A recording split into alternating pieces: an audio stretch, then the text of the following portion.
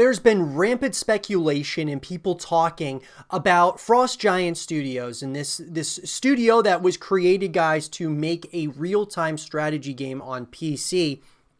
And the StarCraft community, amongst other RTS communities, that being like Command and Conquer and such, are talking about this. What this means for the real-time strategy genre, this team being formed, who it all encompasses, and what this means for the future of the RTS genre, as I stated. And so I want to talk about it, guys. We can kind of run down the people who are, heading up Frost Giant Studios, and I would love to get your guys' thoughts about all of this in the comment section down below. So really, the question I want to propose in this segment, guys, is, what does, Frost Giant Studios, with this company being formed, and also we'll be talking later in the show about Dreamhaven, these companies being formed, what does it mean for StarCraft? Does it mean StarCraft 3 is not happening anytime soon? Is it not happening at all? Like, has Blizzard totally moved on from StarCraft? We're going to talk about that here. So, Frost Giant Studios, our mission is to build the next great PC real-time strategy game. This is coming from their official website, guys. In the footsteps of giants, we've been privileged to work for some of the greatest companies in the industry. Now it's our turn to carry forward the legacy of epic storytelling, innovative co-op gameplay, and celebrated esports that make RTS great. Now the team, guys, Tim Morton, of course, was the production director and CEO here. He was the former production director of StarCraft 2 and Command and Conquer Generals 2. You got Tim Campbell, who is the game director as well as president. He's a former game director of Wasteland 3, and he was the lead campaign designer of Warcraft 3, The Frozen Throne. And then, of course, Kara LaForge, she's a business operations lead. She was formerly the senior program manager at Blizzard Esports and co-founder of Day9 TV. Jesse Brophy is the art director. He was the former lead artist on StarCraft 2 and a principal artist on Diablo 4. So really quick, guys, as we're going down this list, what you'll notice is that all these people are former Blizzard, and most of them worked on StarCraft 2, or they worked on, just other real-time strategy games, or, properties owned by Blizzard. You got Ryan Shutter, the lead UX designer, former lead designer on StarCraft 2, and he's the creator of GameHeart. Kevin Dong is lead co-op designer. He was the former lead co-op designer on StarCraft 2. You got Joseph Shunk, who's the lead client engineer, who's a former gameplay engineer on StarCraft 2 and Warcraft 3 Reforged. And then you got Austin Huddleston, who's the lead server engineer, who is the former server engineer for StarCraft 2. And then Mickey Nilsson, he's the writer. He's a former publishing lead and senior writer at Blizzard. He's also the author of 2 New York Times best-selling novels. So let's put this into perspective, guys. This team of people, and sure, it's a small team as of right now, but there is something on the horizon that could be very special here. Now, there was recent interviews with these guys, the team, talking, on the Pylon show, which is Artosis' show. It's a StarCraft, mainly a StarCraft show.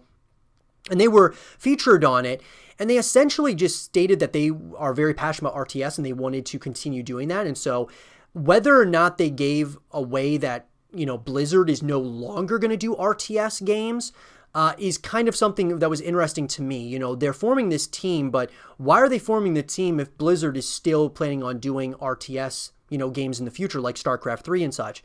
Maybe these guys over at Frost Giant Studios wanted to kind of do their own thing, and they wanted to create their own, style RTS.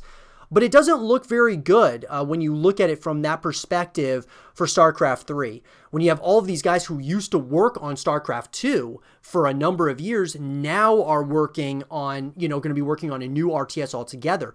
That would lead you to believe that if they're making a StarCraft 3, you've got a completely new team, essentially, that would be working on StarCraft 3.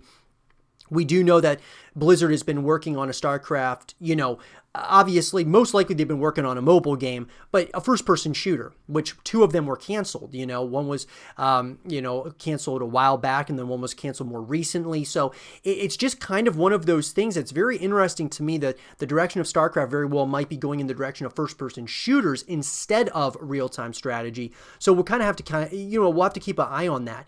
One thing, though, guys, is that their core values. These are the tenets that guide our work. Real-time strategy. Absolutely love it, guys.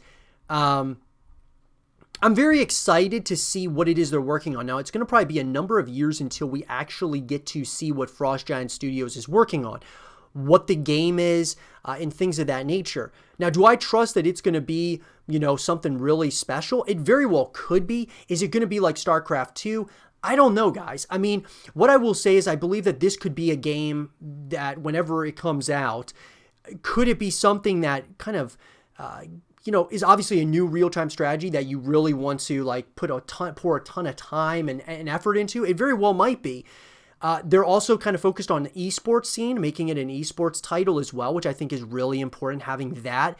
But they want to make this a full package. They want to make a co-op campaign as well as multiplayer experience, and then of course esports.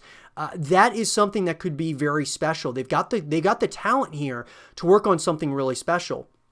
And I brought up Dreamhaven, which is was created by a number of Blizzard employees as well.